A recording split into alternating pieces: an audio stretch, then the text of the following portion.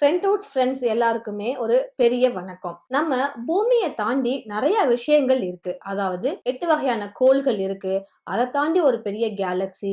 இந்த மாரி நெறைய விஷயங்கள் இருக்கு. பொதுவாவே இரவு நேரத்துல கிராமங்கள்ல இருக்கிற சூழலும் சரி, இல்ல சிட்டில இருந்தாலும் சரி, அந்த வயல்வெளிகள் நடுவுல அபார்ட்மெண்ட்டா இருந்தாலும் நிலவு வெளிச்சத்துல வானத்த நம்ம அண்ணாந்து பார்த்து நட்சத்திரம், நிலா இதெல்லாம் ரசிக்கிறது ரொம்பவே அழகா இருக்கும். நிலா சோறு இதெல்லாம் சாப்பிடுவாங்க. இதெல்லாம் ரொம்பவே ஒரு அழகான ஒரு விஷயம் தான். பிப்ரவரி 28 அன்னைக்கு ஒரு அற்புதம் நடக்க போகுது. என்ன அப்படின்னா, நாம ரசிச்ச நிலா, நட்சத்திரம் இதெல்லாம் தாண்டி ஒரு ரம்மியமான நிகழ்வு நடக்க போகுது.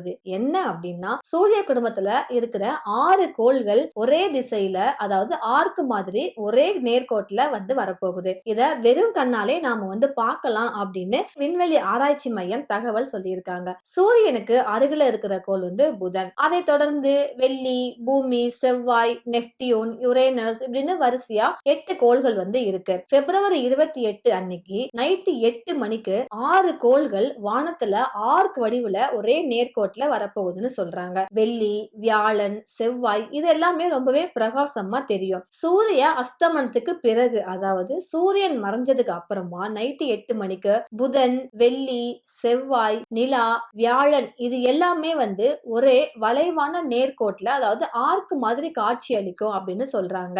இந்த கிரகங்கள் எல்லாமே சூரியனுக்கு அருகில இருப்பதால மாலை நேரத்துல மேற்கு திசையில வானில் தெரியும் அப்படின்னு அவங்க சொல்லியிருக்காங்க. 2026ல 6 கிரகங்களும் ஒரே வரிசையில வருவது ஒரு அரிய நிகழ்வா தான் பார்க்கப்படுது. நீங்களும் பிப்ரவரி 28 அன்னைக்கு நைட்டு 8 மணிக்கு எந்த வேலை இருந்தாலும் விட்டுட்டு அண்ணாந்து வானத்தை பாத்தீங்கன்னா 6 கோள்களையும் அட் அ டைம்ல பார்க்கலாம். மிஸ் பண்ணிடாதீங்க. தேங்க்யூ.